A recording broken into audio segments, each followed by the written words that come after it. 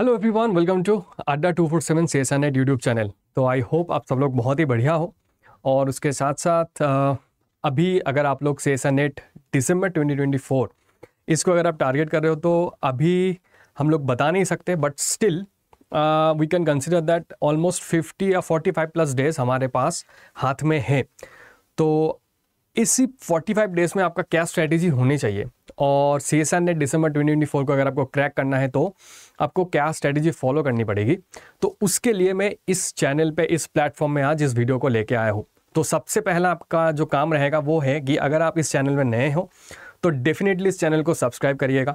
जो हमारा CSNet segment, CSNet अड्डा 247 ये जो चैनल है, इस चैनल को सब्सक्राइब करिए और जितना ज़्यादा हो सकता है इस सेशन को, इस चैनल को, इस वीडियो को शेयर करिए अपने दोस्तों के साथ।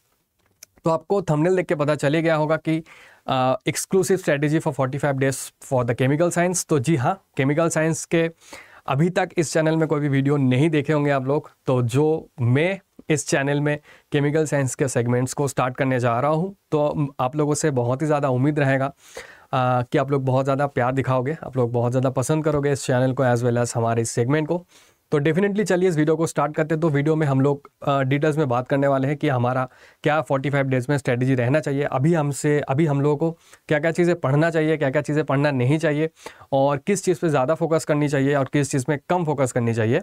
तो चलिए इस वीडियो को स्टार्ट करते हैं। Before going to start the video, सबसे पहले मैं बताना चाहूँगा कि एक तो हमारे टेलीग्राम चैनल, जी हाँ, अगर आप लोगों ने फर्स्ट ऑफ ऑल अगर चैनल को सब्सक्राइब नहीं किया तो चैनल को सब्सक्राइब ज़रूर करना। उसके साथ साथ वीडियो अच्छा लगता है तो वीडियो को शेयर ज़रूर करिएगा एंड और भी ज़्यादा अच्छा लगता है तो लाइक बटन पे लाइक ज़रूर दबाना, ठीक है। एंड उसके बाद आपके पास जो काम रहेगा वो रहेगा हमारे इस टेलीग्राम चैनल पे ऐड होना, ठीक है। तो जी हाँ, इस चैनल पे मैं नया फैकल्टी हूँ केमिकल साइंस का और बहुत ही जल्दी और भी सारे नए फैकल्टीज इसमें आने वाले हैं। तो डेफिनेटली आप लोगों से ये उम्मीद रहेगा कि आप इस वीडियो को और इस चैनल को बहुत ज़्यादा पसंद करोगे।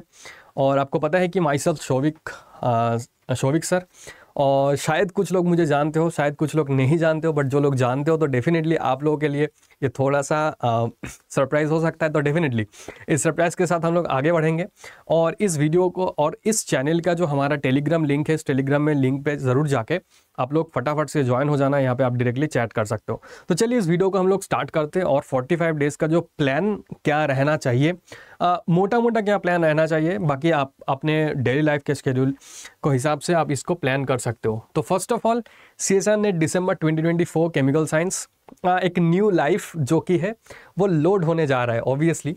तो डेफिनेटली मैं ये चीज़ बताऊंगा कि केमिकल साइंस का अभी तक हमारे पास डेट हमें नहीं पता है, थोड़ा सा डिले हो सकता है। तो इसलिए मैं मान के चल रहा हूँ कि दिसंबर के एंड तक हमारे जो एग्ज़ाम है वो एग्ज़ाम हो सकता है। तो आज 5 नवंबर है, तो अभी हमारे पास ऑलमोस्ट 50 के आसपास दिन है। तो इसलिए मैंने 45 डेज प्लस इसीलिए लिखा है कि मान लेते कि दिसंबर के 3rd वीक या 4th वीक में आपको एग्जामिनेशंस हो सकता है या फिर और भी थोड़ा डिले हो सकता है, बट ये बाद में बात है, हमें उसको लेकर सोचना नहीं है। हमारे पास, हमारे हाथ में जो है वो प्रॉपर प्रिपरेशंस और स्ट्रैटेजी होनी चाहिए। तो चलिए, तो न्यू लाइफ ऑब्वियसली लोड होने जा रहा है, तो न्यू लाइफ को लोड करने के लिए हमारे पास क्या स्ट्रैटेजी होनी चाहिए, इसको लेके हम लोग बात करते आगे, ठीक है।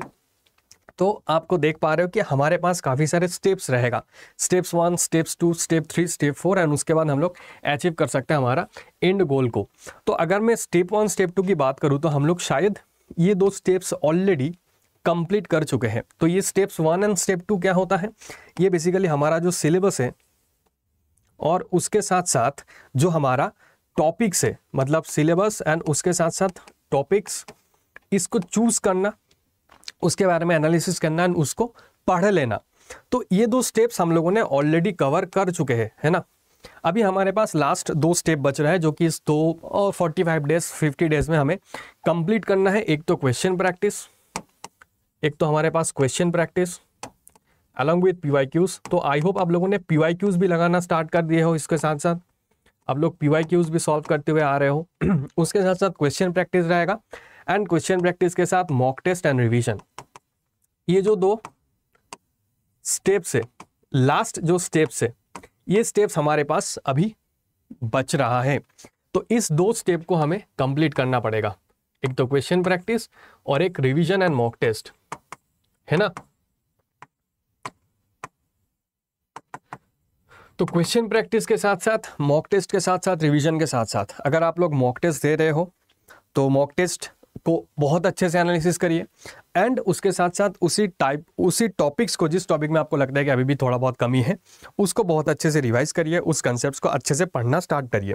But mock test and revision, तो रिवीजन इसके साथ भी जाएगा, बट हाँ मॉक टेस्ट लास्ट 21 डेज से आपको स्टार्ट करना है आई वुड से। तो अभी से अगर आप स्टार्ट कर दिए हो तो यूनिट वाइज मॉक टेस्ट पे आप लोग ध्यान दीजिए, फुल लेंथ मॉक टेस्ट पे मत जाइए। यूनिट वाइज मॉक टेस्ट को आप ज़्यादा से ज़्यादा ध्यान रखिएगा। तो चलिए इस 2 स्टेप के बारे में हम लोग डिटेल्स में बात करते हैं। बट उससे तो फिर बात करने से पहले फर्स्ट ऑफ ऑल हम लोग एक बार एग्जाम पैटर्न को देख लेते हैं कि हमारा एग्जाम पैटर्न कैसा रहता है। और एग्जाम पैटर्न में ज़्यादा टाइम नहीं बिताएंगे, तो हमारे पास टोटल 3 घंटे की एग्जामिनेशंस होगी और हमें पता है कि 3 सेगमेंट रहेंगे, part A, part B and part C, है कि नहीं। तो ऑब्वियसली पार्ट ए में +2 एंड रॉन्ग आंसर, अगर आप गलत आंसर देते हो तो ऑब्वियसली 0.5 आपका डिडक्ट होने वाला है। बाकी part B and part C में हमारा ज़्यादा फोकस रहता है, पार्ट सी में भी फोकस रहेगा, इसके लिए भी मैं बात करूंगा। तो पार्ट ए को भी आपको पढ़ना चाहिए थोड़ा बहुत, है ना। पार्ट ए आपका जो रैंक है उस रैंक को बूस्ट कर सकता है। तो part B and part C, इन दोनों में जैसा आप स्कोर भी कर सकते हो, उसी तरीके से आप इसमें बहुत अच्छा खासा नेगेटिव मार्किंग भी लेके आ सकते हो। इसीलिए इस एग्जाम पैटर्न में आपको सबसे ज़्यादा फोकस करना है पार्ट बी में एंड सी में। इसमें आपको टोटल 25 क्वेश्चंस करना है, इसमें आपको टोटल 35 क्वेश्चंस करना है, बट वो भी आउट ऑफ 40 और यहाँ पे आउट ऑफ 60, है कि नहीं। आई होप अब आपको ये सारी चीज़ें याद है।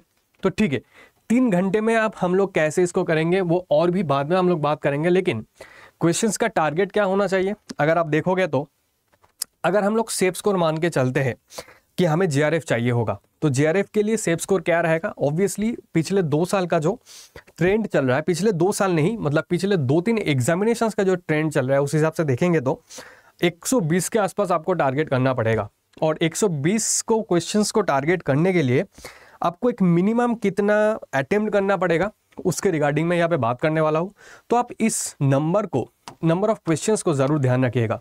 टोटल 18 क्वेश्चंस पार्ट सी में, पार्ट बी में टोटल 18 क्वेश्चंस, ये मिनिमम आपको टारगेट करना पड़ेगा, मिनिमम। और पार्ट ए में 6 क्वेश्चंस। अब यहाँ पे एक चीज़ मैं बताना चाहूँगा कि ये आपके लिए लाइक प्लस माइनस हो सकता है, लेकिन यहाँ पे माइनस मत करना, यहाँ पे प्लस ही करना, ठीक है। माइनस मत करना, प्लस ही करना, इसका मतलब है एटलीस्ट आप 18 क्वेश्चंस यहाँ पे टारगेट करिए पार्ट बी में। उससे ज़्यादा करोगे बहुत बढ़िया, लेकिन उससे कम मत करना। सिमिलरली पार्ट सी में 15 to 18 क्वेश्चंस आपको डेफिनेटली टारगेट करना है to get a good marks, ठीक है। तो इसीलिए एटलीस्ट 18 क्वेश्चंस आप लोग टारगेट करिए, और 18 से ज़्यादा होगा तो ये आपके लिए और भी ज़्यादा बेनिफिशियल रहेगा। Along with that part A में अगर आपका यहाँ पे अटेम्प्ट बहुत अच्छा चलता है, बहुत अच्छा खासा चले जाते हैं, तो डेफिनेटली आपको पार्ट ए में उतना फोकस करने की ज़रूरत नहीं है। But still I would say कि ये पार्ट ए आपको अच्छा खासा रैंक पे बूस्ट लेके आ सकता है अगर आप इसको थोड़ा बहुत मेहनत करके पढ़ते हो तो इसीलिए ये जो क्वेश्चंस टारगेट है ये कोई अनअचीवेबल टारगेट नहीं है। डेफिनेटली आप यहाँ से 120 मार्क्स लेकर आ सकते हो, बट ऑब्वियसली करेक्ट अटेम्प्ट होना चाहिए, ठीक है। तो इसीलिए मैं कह रहा हूँ कि एटलीस्ट और मिनिमम इतने क्वेश्चंस आपको टारगेट करना पड़ेगा, क्योंकि करेक्ट अटेम्प्ट होगा तभी जाके आपका 120 प्लस बनेगा। अदरवाइज अगर आप इतना अटेम्प्ट नहीं करते हो और करेक्ट अटेम्प्ट नहीं होता है तो उससे कम होने की चांसेस बहुत ज़्यादा है। सिमिलरली इसके साथ साथ आइडियल सीक्वेंस क्या रखना चाहिए आपको, क्योंकि अभी आप धीरे धीरे मॉक टेस्ट देने वाले हो, ठीक है। अभी यूनिट वाइज टेस्ट आप लोग दे रहे हो, तो इसी को मैं लिख देता हूँ, यूनिट वाइज टेस्ट अभी से देना स्टार्ट करिए, है ना। इसको देना स्टार्ट करिए मॉक टेस्ट, और 10-15 दिन बाद और जब 21 डेज लेफ्ट होगा तब से आप लोग अच्छा खासा मॉक टेस्ट देना स्टार्ट करिए। अभी से देना स्टार्ट कर सकते हो, 30 डेज का भी लिख देता हूं मैं कि चलो, और 15 दिन बाद आप लोग मॉक टेस्ट देना स्टार्ट करिए, वो भी फुल लेंथ, है ना, वो भी फुल लेंथ मॉक टेस्ट। तो फुल लेंथ मॉक टेस्ट जब आप देना स्टार्ट करोगे, कोशिश करने की सीक्वेंस ऐसे रखने की कि पार्ट सी से आप लोग पहले स्टार्ट करो, ठीक है। पार्ट सी के बाद आप पार्ट बी में जाओ, तो सबसे ज़्यादा टाइम आपको यहाँ पे देना पड़ेगा, फिर आपको पार्ट बी में देना पड़ेगा, फिर आप चले आओ पार्ट ए में। पार्ट ए में सबसे कम टाइम आपको देना पड़ेगा। उसके बाद फिर से जब एक बार आपने ये सर्कल और ये जो साइकिल है, ये साइकिल कंप्लीट कर लिया है, साइकिल कंप्लीट नहीं मतलब कि ये सीक्वेंस कंप्लीट कर चुका है, उसके बाद फिर से हमें क्या करना पड़ेगा, फिर से हमें इस साइकिल को और इस सीक्वेंस को दोहराना पड़ेगा। फिर से आप एक बार पार्ट सी में चले जाइए, जो जो क्वेश्चंस आपको लगता था कि मुझे आ सकता है और थोड़ा बहुत मुझे कैलकुलेशंस की ज़रूरत है, तो फिर से पार्ट सी में आ जाइए, फिर पार्ट बी, फिर पार्ट ए। तो अल्टीमेटली पार्ट ए को आप एक ही बार देखिए, और लास्ट में अगर आपके पास टाइम बचता है पार्ट सी और पार्ट बी को कंप्लीट करने के बाद, तो डेफिनेटली आप फिर से घूम के पार्ट ए में आ सकते हो। बट ये हमारा आइडियल सीक्वेंस होना चाहिए। तो कहीं ना कहीं आपको पार्ट सी से ही स्टार्ट करना बेस्ट होगा, इसीलिए आपको मॉक टेस्ट की ज़रूरत है। तो जब 30 दिन बचा रहेगा, 30 डेज लेफ्ट, तब से आप मॉक टेस्ट देना स्टार्ट कर लीजिए, ठीक है। बहुत ही बढ़िया रहेगा ये आपके लिए। और उसके साथ साथ हम लोग आगे बढ़ते हैं, तो ये हमारे कुछ टॉपिक्स है और टॉपिक्स के जो वेटेज है, तो आपको इस जो आगे आने वाले जो 45 डेज है उसमें किस टॉपिक में कितना ज़्यादा अमाउंट में आपको रिविजन्स करने की ज़रूरत पड़ेगा, पढ़ने की ज़रूरत पड़ेगा, तो ये एक बार देख लेते हैं फटाफट से। तो ये हमारा टॉपिक वाइज एनालिसिस है। तो आप देख पा रहे हो क्वांटम केमिस्ट्री एंड स्पेक्ट्रा। अगर आप लोग फिजिकल केमिस्ट्री में माहिर हो, अगर नहीं हो तो डेफिनेटली मैं आप लोगों को हेल्प करने आ चुका हूँ यहाँ पे। उसके साथ साथ ये काइनेटिक, सरफेस एंड पॉलीमर, इन दोनों में सबसे ज़्यादा वेटेज रहेगा। उसके अलावा ये जो 3 टॉपिक्स है और 4 टॉपिक्स है, फिजिकल स्पेक्ट्रा, ये काफ़ी ज़्यादा ईजी टॉपिक है। इलेक्ट्रोकेमिस्ट्री, थर्मोडायनामिक वास्ट टॉपिक है लेकिन अच्छा खासा वेटेज है। इलेक्ट्रोकेमिस्ट्री का आपको 10 मार्क्स के आसपास देखने को मिलेगा, स्पेक्ट्रा से भी, ग्रुप थ्योरी से भी एंड सॉलिड स्टेट से भी। तो solid state and group theory अगर आप लोग करना चाहते हो तो डेफिनेटली इन 2 टॉपिक्स को ज़रूर कर लेना, ठीक है। ग्रुप थ्योरी पहली बार थोड़ा सा टफ लग सकता है, लेकिन अगर आप इसमें एक बार बैठ जाएगा आपका कंसेप्ट, तो डेफिनेटली बहुत अच्छे से आप कर पाओगे, ठीक है। तो सॉलिड स्टेट हो गया, ग्रुप थ्योरी हो गया, इलेक्ट्रोकेमिस्ट्री हो गया, काइनेटिक्स हो गया, काइनेटिक्स एंड सरफेस केमिस्ट्री। तो ये 4-5 टॉपिक है, इस टॉपिक को ज़रूर आप लोग ध्यान देना, काफ़ी अच्छा खासा वेटेज रहेगा। इस टॉपिक से आप लोग क्वेश्चंस प्रैक्टिस करना स्टार्ट कर दीजिए, उसके साथ साथ रिवीजन स्टार्ट कर दीजिए। तो लास्ट 45 डेज में आपका क्या क्या मेन काम रहेगा, तो जी मैं बता रहता हूँ। उसके साथ साथ अगर हम लोग ऑर्गेनिक केमिस्ट्री की कंप्लीट एनालिसिस देखेंगे, तो देखिए reagent and asymmetric synthesis important बन जाता है, बहुत क्वेश्चंस पूछे जाते हैं। इंटरमीडिएट्स, रिएक्शन मैकेनिज्म, ठीक है, as well as photochemistry and pericyclic chemistry and name reaction and rearrangement. तो यहाँ से इतने अच्छा खासा वेटेज है। एंड स्पेक्ट्रोस्कोपी, अगर आप स्पेक्ट्रोस्कोपी को अच्छे से करोगे, यहाँ पे आपका मार्क्स यूजुअली डिडक्ट करना बहुत मुश्किल हो जाता है। तो डेफिनेटली ऑर्गेनिक एंड फिजिकल के स्पेक्ट्रोस्कोपी से आप अच्छा खासा मार्क्स कमा सकते हो। उसके अलावा हाँ, यहाँ पे आपको डिटेल्स में थोड़ा पढ़ना पड़ता है, थोड़ा ज़्यादा प्रैक्टिस की ज़रूरत पड़ेगा ऑर्गेनिक केमिस्ट्री में। तो once again revision and question practice and unit wise mock test, revision, question practice and unit wise mock test, ये आपका अभी पीछे आने वाले 45 डेज का सबसे मेन प्रायोरिटी होना चाहिए, है ना। And revision, question practice and unit wise mock test.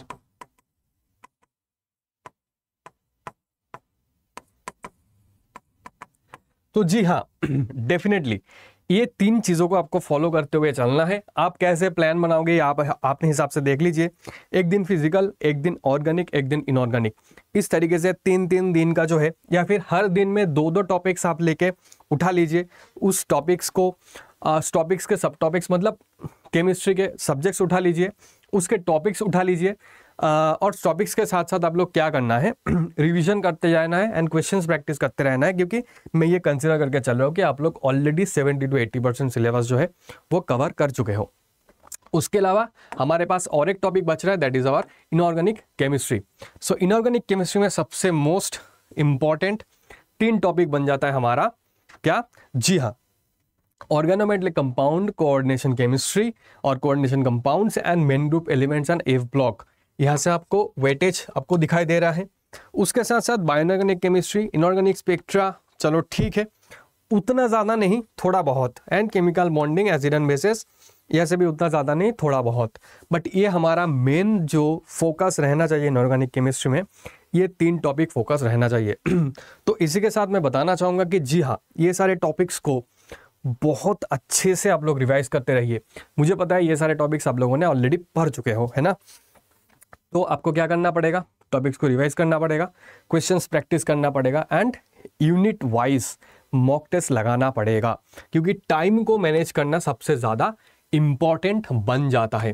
तो अब हमारे पास ये क्वेश्चंस आ सकता है कि सेल्फ स्टडी, कोचिंग या फिर reference books, notes, test series and PYQs, क्या क्या चीज़ के ऊपर हमें अभी फोकस करने की ज़रूरत पड़ेगा। ऑब्वियसली सबसे मेन जो आपको यहाँ पे ध्यान रखना पड़ेगा, सेल्फ स्टडी। आप कहीं पे भी क्लास ले रहे हो, कहीं पे भी कोचिंग के साथ आप लोग प्रिपरेशंस कर रहे हो, लेकिन अगर आप सेल्फ स्टडी के लिए टाइम नहीं निकाल पाओगे एटलीस्ट इस 45-50 डेज में, तब तो बहुत मुश्किल है, क्योंकि सिर्फ कोचिंग का क्लास लेके आपका JRF नहीं निकालने वाला है।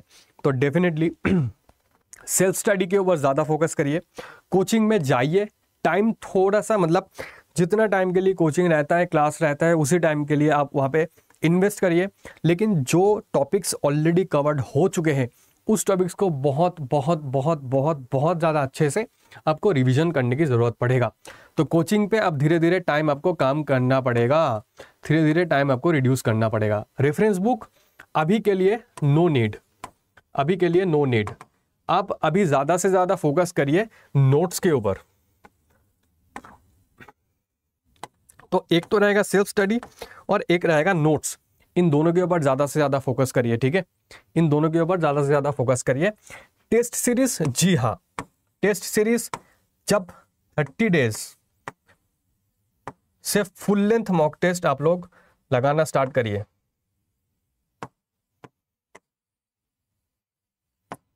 फुल लेंथ मॉक टेस्ट, ठीक है, जब 30 डेज हमारे पास लेव रहेगा उस टाइम से आप फुल लेंथ मॉक टेस्ट लगाना स्टार्ट करिए। और उसके अलावा अभी यहां से आप यूनिट टेस्ट, क्वेश्चन प्रैक्टिस, ठीक है, एंड पीवाईक्यूज तो भाई डेफिनेटली ये तो भाई ज़रूरत है ही है। इसको अगर आप लोगों ने अभी तक सॉल्व नहीं किया, सब कुछ छोड़ दीजिए, बस पीवाईक्यूज लेके बैठ जाइए, ठीक है जी। पीवाईक्यूज पहले से सॉल्व करना सबसे ज़्यादा ज़रूरी है एंड उसका एनालिसिस करना सबसे ज़्यादा ज़रूरी है। तो अगर अभी तक ये चीज़ नहीं किया है तो PYQs please please please, most important ये बन जाएगा पीवाईक्यू, ठीक है। तो ये रहेगा आपके पास मोटा मोटा इस 45 डेज और 45 प्लस डेज का प्लान होना चाहिए। अब प्लान कैसे बनाओगे, जी हाँ, इतने दिनों से अगर आप पढ़ रहे हो तो जो प्लान आप फॉलो करते हुए आ रहे हो उसी प्लान को फॉलो करिए, बस उसमें कुछ कुछ चीज़ों को थोड़ा एक्सक्लूड करिए, कुछ कुछ चीज़ों को इंक्लूड करिए, जैसे क्वेश्चन प्रैक्टिस हो गया, यूनिट वाइज टेस्ट हो गया, एज वेल एज आपका रिविजन हो गया। इन 3-4 चीज़ों के ऊपर ज़्यादा फोकस करना स्टार्ट करिए, अलॉन्ग विथ नोट्स को अच्छे से रिवाइज करना। अभी आपको बुक्स या फिर न्यू टॉपिक को पढ़ने की ज़रूरत नहीं है, until unless that is a very small और इजी सब टॉपिक्स देन, ठीक है। तो इस चीज़ के ऊपर अगर आप ध्यान देना है तो बस आपके पास 2 चीज़ें बच रहा है, एक तो रिवीजन। तो जी हाँ, आप रिवीजन कैसे कर सकते हो, आप डेज को डिवाइड कर लीजिए। लेकिन हाँ, एक चीज़ मैं बोलना चाहूँगा, जैसे भी आप डिवाइड कर लेते हो 1+1 1+1 ऐसे 3-3 दिन का आप प्लान बनाइए, 3 डेज 1+1, सो 3 डेज प्लस 3 डेज क्या बन जाएगा, 6 डेज का प्लान बन जाएगा। और एक दिन में आप क्या करना, 1 डे में 1+1+1। अब इसमें आपका रिवीजन रहेगा और क्वेश्चन प्रैक्टिस रहेगा, और उसके साथ साथ अगर आपने पीवाईक्यू सॉल्व नहीं किए तो पीवाईक्यूज भी रखना। और इस दिन सिर्फ और सिर्फ रिवीजन एंड जो क्वेश्चंस आपने प्रैक्टिस किया है उसका एनालिसिस, ठीक है, मतलब उसी को लेके टाइम बिताना, ये आपके पास ज़्यादा से ज़्यादा इम्पॉर्टेंट बन जाएगा। तो हर 7 दिन का, 1 वीक का ये आपके पास प्लान होना ज़रूरी है। तो 45 डेज 50 डेज, तो मतलब कितने वीक्स बच रहे हैं हमारे पास, 4-5-6 ऑलमोस्ट 6-7 वीक के आसपास बच रहा है। 6 to 7 वीक्स में पहले का जो 3 to 4 वीक्स है आप इसमें ध्यान दीजिए, इस चीज़ को फॉलो करिए। लास्ट 2 to 3 वीक्स, सो ये टाइम मैनेजमेंट में क्या बन जाएगा, 3 to 4 weeks revision plus question practice plus unit wise mock test.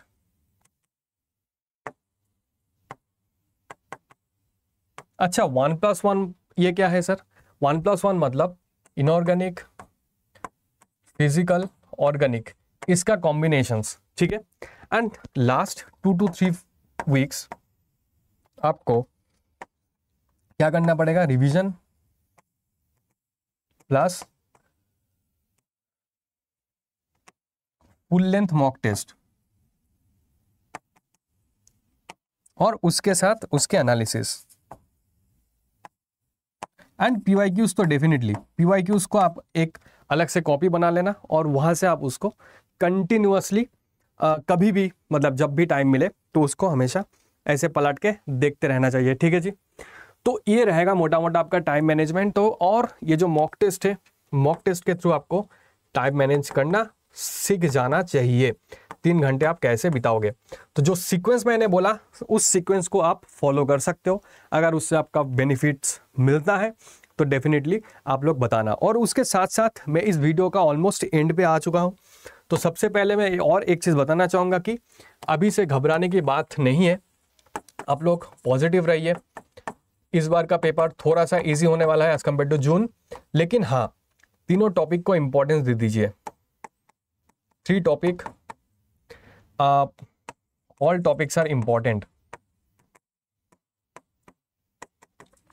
तो बस इतना सही बोलना चाहूँगा। तो all the best for your preparations and along with that अच्छे से आप लोग इसको क्या करना, इस स्ट्रेटेजी को फॉलो करने की कोशिश करना। और फिर से आप लोग कमेंट करके बताना कि आपको और किस किस के रिलेटेड वीडियोस चाहिए और क्या क्या चीज़ें आप लोग सोच रहे हो, क्या क्या चीज़ें आप लोग क्वेरीज है, सारे क्वेरीज आप लोग कमेंट करके बताना। और डिस्क्रिप्शन बॉक्स में आपको डेफिनेटली टेलीग्राम का लिंक मिल जाएगा, आप टेलीग्राम चैनल को ज्वाइन कर लेना। और जितने भी सारे स्टूडेंट अभी तक चैनल को सब्सक्राइब नहीं किया है, सिर्फ वीडियो देख के भाग जा रहे हो, भाई ऐसे मत करो, आपका एग्जाम अच्छा नहीं जाएगा। तो डेफिनेटली चैनल को सब्सक्राइब करना, ठीक है। चैनल का सब्सक्राइब करना, इस वीडियो को जितना ज़्यादा हो सकता है शेयर करना, थोड़ा सा प्यार दिखाना। हम लोग नए तरीके से यहाँ पे आप लोगों के लिए बहुत ही शानदार वीडियोस, बहुत ही शानदार सीरीज़, क्वेश्चन प्रैक्टिस सीरीज हो गया, पीवाईक्यू सीरीज हो गया, सब कुछ लेके आने वाले हैं। तो आप लोग कमेंट करके बताना कि आप लोगों को क्या क्या चाहिए, ठीक है। उस हिसाब से हम लोग भी आपके लिए प्रोवाइड करने के लिए, मतलब हम लोग वेट कर रहे हैं आप लोगों से क्या इनपुट आते हैं, क्या आप लोग बताते हो, वो सारे चीज़ों को इम्प्लीमेंट करने के लिए। तो डेफिनेटली हमारे इस चैनल को ज़रूर प्यार दिखाना, थोड़ा सा सब्सक्राइब ज़रूर कर देना एंड वीडियो अगर अच्छा लगता है तो लाइक्स करना, शेयर करना। And that's all from my side and I hope आप लोग मुझे जानते होंगे। अगर नहीं जानते होंगे तो डेफिनेटली आज के बाद से जानना स्टार्ट कर लीजिए। My name is Shovik. तो बहुत ही जल्दी मिलते हैं हम लोग। और अगर आप लोग, ये वीडियोस बेसिकली उन स्टूडेंट्स के लिए था जो लोग ऑलरेडी दिसंबर नेट को प्रिपेयर कर रहे हो, और जो नए स्टूडेंट्स आने वाले हो उनके लिए भी हम लोग एक अलग से वीडियो बनाएंगे। बट यस, अगर नए स्टूडेंट्स भी हो और दिसंबर नेट में आप लोग अपेयर करना चाहते हो तो जो मैंने स्ट्रेटेजी बोला इस चीज़ के ऊपर फोकस करिए। ज़्यादा कुछ नया टॉपिक पढ़ने की या फिर नया कंसेप्ट पढ़ने की ज़रूरत नहीं पड़ेगा और नहीं होगा। अभी तो उतना टाइम हमारे पास नहीं बचा है, बट कंसिस्टेंटली आप 2-3 चीज़ों को फॉलो करना, PYQs, question practice, revision and mock test. बस ये जो 4 चीज़ें हैं, इस 4 चीज़ों को फॉलो करते रहना, वो आपके लिए बहुत ज़्यादा फायदेमंद होने वाला है। तो आई होप ये वीडियो आपको अच्छा लगा होगा और उसके साथ साथ टेलीग्राम लाइव पे, मतलब टेलीग्राम चैनल पे ज्वाइन कर जाना एंड कमेंट बॉक्स में कमेंट करके बताना वीडियो कैसा लगा। उसके साथ साथ चलिए मिलते हैं फिर से अगले वीडियो में। Till then thank you, take care and bye bye. Thank you guys.